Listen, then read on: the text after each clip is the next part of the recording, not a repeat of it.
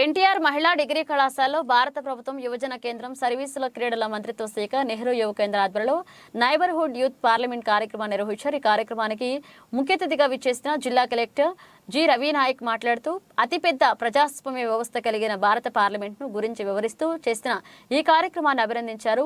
యువత పార్లమెంట్ వ్యవహారాలపైన శాసన నిర్మాణ ప్రక్రియపైన పూర్తి అవగాహన కలిగి ఉండి వినూత్న భారతాన్ని ఆవిష్కరించాలని అభిప్రాయపడ్డారు. ఈ కార్యక్రమానికి అధ్యక్షత వహించిన కళాశాల ప్రిన్సిపల్ కెప్టెన్ విజయ్ కుమార్ మాట్లాడుతూ మన యువత దేశాభివృద్ధిని ఆకాంక్షించే విధంగా ముందు అనేక కార్యక్రమాలు జరిగేలా దీనిలో భాగంగా కళాశాల యువత తన వంతు కృషి చేస్తారని తెలిపారు. ఈ కార్యక్రమం నిజమైన పార్లమెంట్ను తలపించే విధంగా విద్యార్థులు మాక్ పార్లమెంట్ నిర్వహించి అనేక అంశాలను ఉత్సాహంగా చర్చించారు. కార్యక్రమంలో కళాశాల vice principals Gangadhar, Amina, Mumtaz Jahan, academic coordinator Lavanya తదితరులు పాల్గొన్నారు.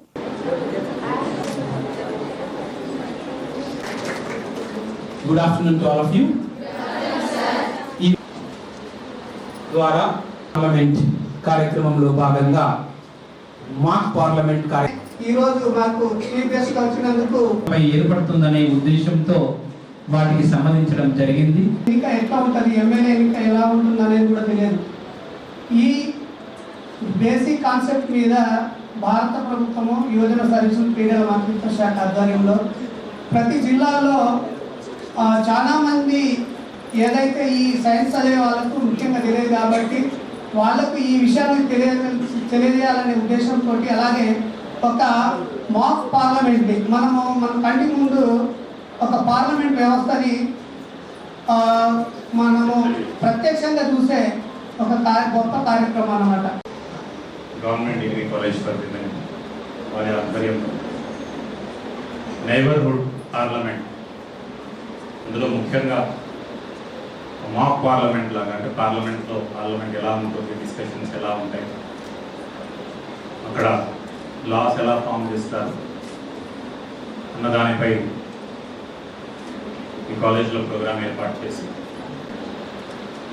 మన అకాడమిక్ కరికులర్లో ముఖ్యంగా బేస్డ్ క్లాసెస్ ఎక్కువగా విజువలైజ్ చేసుకోవడానికి కుదరదు. బట్ ఏదైనా టాపిక్ని if you are visualizing and then preparing, it will be 100% printed in your minds.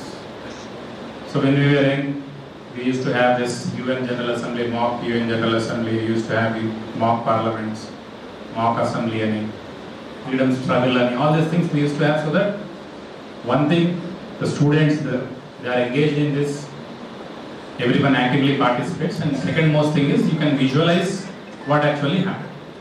It is good that NYK has come up with this idea, mainly in Mahbubnagar district headquarters. This program is being organized. I thank your principal and other team members for taking initiative and hosting this program in the college. Both ways beneficial, even for the college as well as the NYK, because to involve in this. How many of you know how a member of parliament is elected? And more than that, when these political science students are appearing for the exam, this will become little handy.